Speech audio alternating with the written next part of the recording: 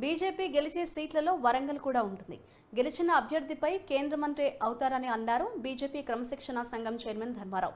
ప్రపంచంలోని ప్రతి హిందువు నిన్న శ్రీరాముని కళ్యాణాన్ని వీక్షించారని, కొంతమంది మూర్ఖత్వం అంటున్నారని, హిందువుల మనోభావాలు దెబ్బతినేలాగా మాట్లాడుతున్నారని అన్నారు. కడియం శ్రీహరి తెలంగాణ ఉద్యమ వ్యతిరేకి అని మండిపడ్డారు. ఉద్యమకారులపై కేసులు పెట్టించిన చరిత్ర కడియం శ్రీహరిదన్నారు. కేసీఆర్ కాళ్లు పట్టుకుని బీఆర్ఎస్లో చేరాడని, తనలాంటి స్వార్థపరుడు జిల్లాలో లేరని అన్నారు.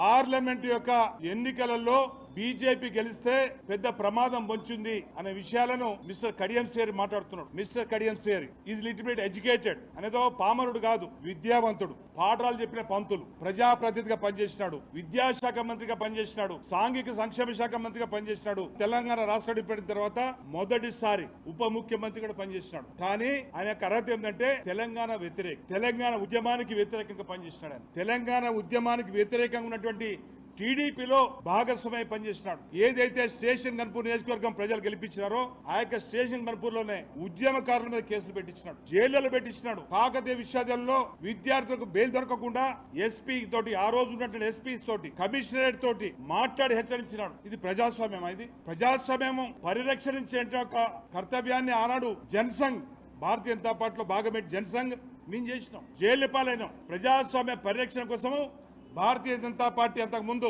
జనసంఘ్ తీవ్ర స్థాయిలో పోరాటం చేసి దేశవ్యాప్తంగా దాదాపు 1,00,000 మంది కార్యకర్తలు, నాయకులు జైళ్ల పాలైనారు. 18 మాసాల పాటు జైళ్లలో ఉన్నారు. ఈయన ప్రజాస్వామ్యం గురించి మాట్లాడుతున్నాడు. Number 2 mister Kadiyam Srihari BJP దళిత వ్యతిరేక పార్టీ అంటాడు. నీకంటే ముందే మేజిస్ట్రేట్ జాబ్ వస్తే వరంగల్ జిల్లాలో, ఉమ్మడి వరంగల్ జిల్లాలో మేజిస్ట్రేట్ జాబ్ వస్తే ఆ జాబ్ లో జాయిన్ కాకుండా రిజైన్ చేసి బయటకు వచ్చి పోరాటం చేసి నిలబడే ఒక మా యొక్క జైపాల్ గారు నిదర్శనం. 1985 మా యొక్క జైపాల్ గారు 2 పర్యాయాలు గెలిచినారు. ఈ రోజు పార్లమెంటులో ఎస్సీ ఎస్టీ అధికంగా 77%